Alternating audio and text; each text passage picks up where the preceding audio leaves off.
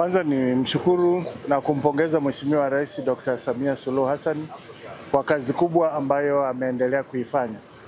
Tizama hapa nyuma ni hospitali ya wilaya, nimeitembelea, ina miundombinu ya kisasa ya kutolea huduma za tiba.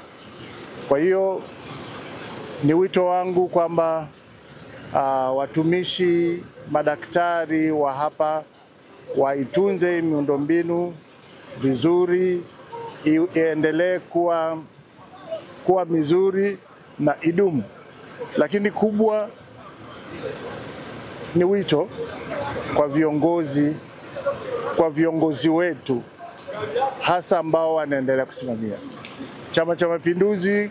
Leo na mwenyekiti hapa wa mkoa na kamati yake ya siasa, tuhakikishe kwamba sisi Chama cha Mapinduzi katika structure yetu yote kutoka taifa mpaka chini ndiyo tumepewa dhamana ya kusimamia utekelezaji wa ilani, na watekelezaji ni serikali.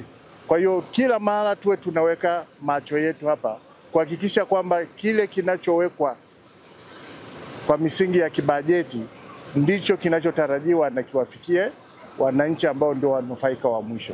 Kwa hiyo naendelea kuipongeza serikali chini ya Dr. Samia Suluhu Hassan kwa kazi kubwa ambayo ameendelea kuifanya. Wilaya ya Songwe ina vijiji 43. You cannot imagine kwamba kati ya vijiji 43, vijiji 40 vina dispensary. Lakini pia pana vituo vya afya na huduma zingine mbalimbali zinazotolewa za tiba.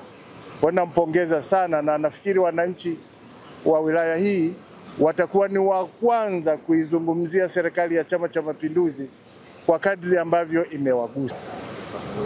Ni sera kwa wazee kwamba kila palipo na kituo cha afya na hospitali litengwe au kitengwe chumba kwa ajili ya wazee, ambapo ndipo wanapokelewa na kuanza kuhudumiwa.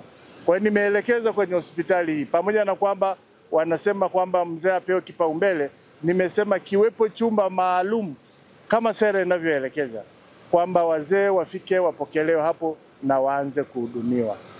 Ni maelekezo ambayo nimeyatoa. Nimemwelekeza mkuu wa wilaya na yeye atayasimamia hayo. Asante.